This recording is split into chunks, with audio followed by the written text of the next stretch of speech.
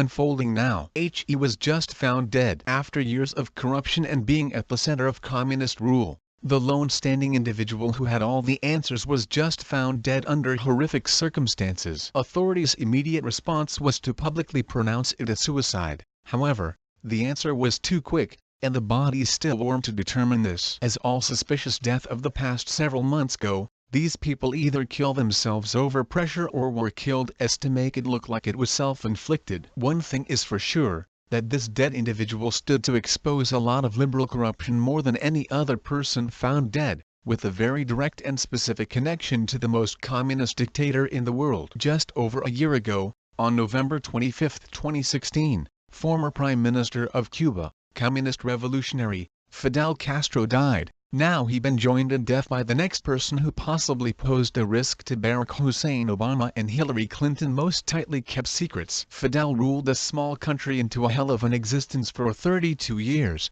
His son, with his namesake, was just found dead tonight. The Miami Herald reports Fidel Castro's oldest son Fidelito Castro Diaz Balart committed suicide Thursday, according to Cuba state media. Fidelito had been seeking medical attention for the past few months after falling into a deep depression, reported the Cuban state government. It is still unclear how exactly he took his life. His delicate health situation required hospitalization and then ultimately continued with outpatient follow-ups as he reincorporated himself back into society, a reporter said on Cuban television. Raul Castro's nephew served as a scientific advisor to the Cuban government and was the vice president of the country Academy of Sciences. Funeral arrangements will be made by the family. A nuclear physicist who studied in the former Soviet Union, he had been working as a scientific counselor to the Cuban Council of State and vice president of the Cuban Academy of Sciences at the time of his death. His father, who built a communist state on the doorstep of the United States during the Cold War,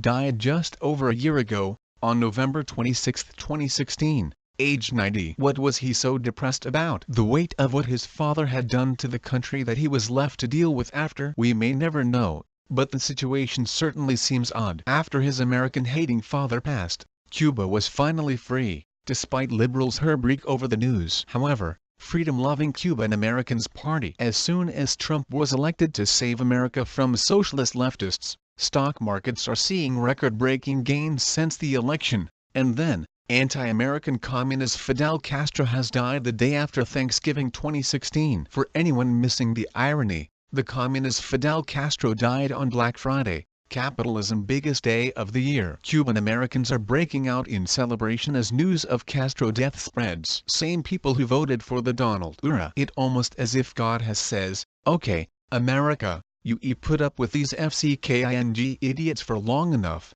I going to step on some necks so you can be great again." I think this calls for a whole new Thanksgiving Day. Actually, a Thanksgiving month. The month the people were victorious over their socialist overlords with the election of Trump, the archangel sent from God. Reuters previously reported of Fidel's death. Fidel Castro, the Cuban revolutionary leader who built a communist state on the doorstep of the United States and for 5 decades defied U.S. efforts to topple him, died on Friday, state-run Cuban television said. He was 90. Castro, in poor health since an intestinal ailment nearly killed him in 2006. The bearded Fidel Castro took power in the 1959 revolution and ruled Cuba for 49 years with a mix of charisma and iron will, creating a one-party state and becoming a central figure in the Cold War. He was demonized by the United States and its allies but admired by many leftists around the world, especially socialist revolutionaries in Latin America and Africa. His alliance with Moscow helped trigger the Cuban Missile Crisis in 1962,